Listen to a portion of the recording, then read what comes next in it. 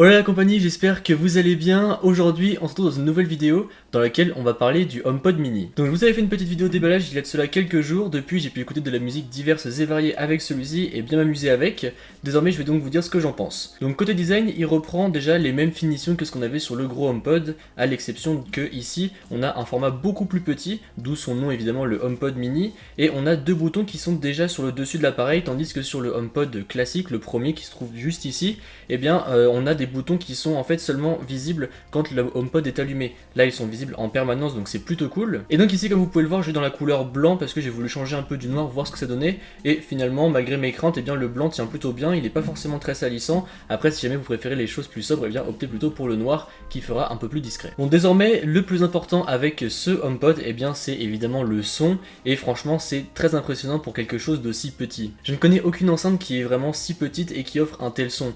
Que ce soit pour écouter de la pop, de l'électro, du rap, du classique, du rock, tout ce que vous voulez, le son est vraiment très très bon et je trouve qu'il est vraiment très clair. A contrario du HomePod premier du nom qui lui avait des basses vraiment très très boostées, celui-ci offre un son je trouve un peu plus juste et un peu plus neutre. Donc voilà, si jamais vous préférez un son plus juste sans trop de basse, celui-ci sera peut-être mieux. En plus de ça, ce HomePod est équipé d'une technologie qui va en fait analyser le son avant de pouvoir le diffuser. Donc il est analysé plusieurs centaines de fois, si ce n'est milliers de fois, je ne sais plus, pour pouvoir vraiment vous proposer le son le plus juste possible en fonction du genre de musique que vous allez écouter. Je vous parlais à l'instant du gros HomePod et si jamais comme moi vous avez deux HomePod, à savoir le mini et la version première du nom, sachez qu'il est possible de faire jouer les deux en même temps. C'était une crainte que j'avais au début puisque beaucoup disaient que ça allait être seulement les deux petits qui allaient pouvoir jouer en même temps, mais là du coup on peut faire jouer le gros et le petit en même temps, donc je trouve ça vraiment cool. Après il faudra compenser en termes de son puisqu'il faudra mettre beaucoup moins fort sur le gros que sur le petit pour que le son soit bien diffus dans toute la pièce. Et je trouve ça très cool puisque du coup dans ma chambre, à titre d'exemple, j'ai le gros HomePod juste ici sur mon bureau et j'ai mis ce petit HomePod mini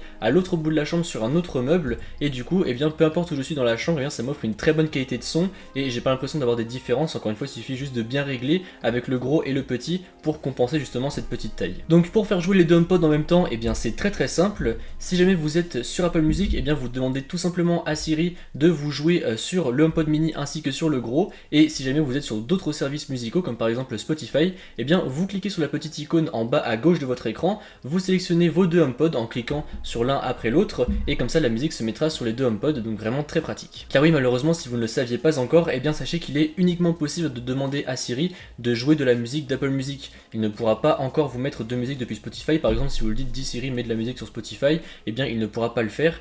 Du moins pas encore, puisque c'est prévu dans une mise à jour normalement, rien de sûr, mais j'ai entendu dire que ça pourrait se faire, donc j'espère vraiment que ça pourrait se faire, tout comme désormais on peut choisir les navigateurs ou choisir les clients mail sur l'iPhone, je croise les doigts en espérant que ce soit possible un jour, puisque ça débloquerait vraiment beaucoup de possibilités. Du coup, encore une fois, comme je vous le disais, si jamais vous voulez mettre de la musique sur Spotify ou de la musique depuis YouTube Music, depuis votre iPhone, il vous suffit simplement de sélectionner les enceintes de disponibles et vous mettez sur le HomePod et ça marchera très très bien. Après du coup, Siri pourra simplement faire play pause, faire suivant ou précédent, mais il ne pourra pas rechercher de la musique pour vous, donc ça c'est encore une fois un petit peu dommage, mais on le savait. Dernière chose avant de répondre aux questions que vous m'avez posées concernant ce HomePod mini, c'est vraiment très très cool, fonctionnalité que je trouve très pratique. Si vous approchez votre iPhone du HomePod mini et que vous le touchez comme ceci, en fait le son qui se jouait sur l'iPhone va se jouer sur le HomePod mini, et si vous rappuyez une deuxième fois, le son du HomePod mini va se remettre sur l'iPhone, donc je trouve ça vraiment très très pratique. Alors après il faut prendre le coup parce que c'est un endroit précis sur le HomePod mini, donc bon, ça prend quelques essais, mais une fois qu'on l'a c'est bon, et je trouve ça assez pratique et assez innovant, à tel point que je regrette même qu'il n'y soit pas dans le gros HomePod parce que c'est vraiment très pratique. Par exemple, on rentre chez soi, on a la musique dans les AirPods et juste on s'approche du HomePod, hop, on le touche et ça y est, ça se met en route sur le HomePod et je trouve ça vraiment très pratique. Donc vous m'avez posé pas mal de questions concernant ce HomePod mini. Déjà, il faut savoir que c'est une enceinte qui n'est pas portable, c'est-à-dire qu'il vous faut obligatoirement de l'électricité pour qu'elle fonctionne et du Wi-Fi, car sinon vous ne pourrez tout simplement pas jouer de musique dessus. En effet, il n'y a pas de Bluetooth disponible, tout se fait via le Wi-Fi et via AirPlay ou via Siri en fonction de quel service vous utilisez,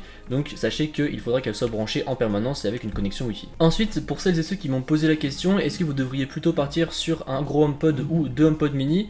Franchement, je vous dirais plutôt de partir sur deux HomePod mini pour plusieurs raisons. Déjà parce qu'ils prennent moins de place, donc si jamais vous n'avez pas forcément trop de place chez vous, plutôt partir sur deux petites boules qu'un gros truc qui prendra beaucoup plus de place. En plus de ça, vous pourrez jouer en stéréo, alors que là par exemple, si jamais vous achetez que un gros, vous aurez du son qui viendra d'un endroit, mais en stéréo ça viendra de plusieurs endroits, donc ça sera mieux. Et une fois qu'on a goûté au son stéréo, c'est difficile de revenir en arrière. Et en plus de ça, ça coûte moins cher puisque même si vous achetez deux HomePod mini, vous en aurez pour 198€, tandis que le gros HomePod, je crois que c'est 250-300€ encore, donc ça reste quand même beaucoup plus cher. Après, celui-ci est encore une fois beaucoup plus péchu avec beaucoup plus de basses, donc c'est un peu à voir ce que vous préférez, mais honnêtement pour moi je vous recommanderais plutôt ces deux HomePod mini qui sont en plus beaucoup plus récents, du coup qui profiteront des dernières technologies, contrairement à l'autre HomePod qui lui date de 2018 si je ne dis pas de bêtises, donc ça fait déjà 2 ans qu'il est sorti, peut-être qu'il sera renouvelé dans les mois à venir, donc en vrai si vous hésitez partez plutôt sur deux HomePod mini. Je trouve ça vraiment cool cette année de la part d'Apple d'avoir lancé de nouvelles gammes, notamment la gamme mini et d'avoir renouvelé la gamme SE, puisque du coup par exemple pour le prix d'un iPhone 12 Pro Max, eh bien vous pourrez très bien acheter un iPhone 12 mini, un HomePod mini ainsi qu'une Apple Watch SE.